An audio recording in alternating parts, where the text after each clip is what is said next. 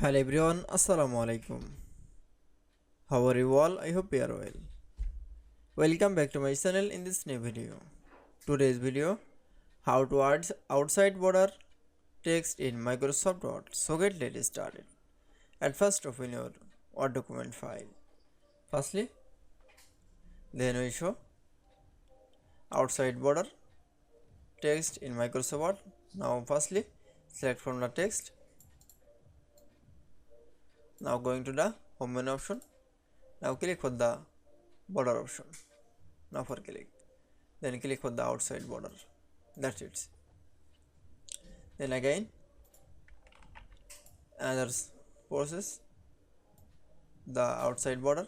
Now going to the border menu option. Now click for the outside border option. That is. Then I show outside border text in Microsoft Word document. It's very easily. I hope to enjoy the video. Please like, comment, share and subscribe my channel.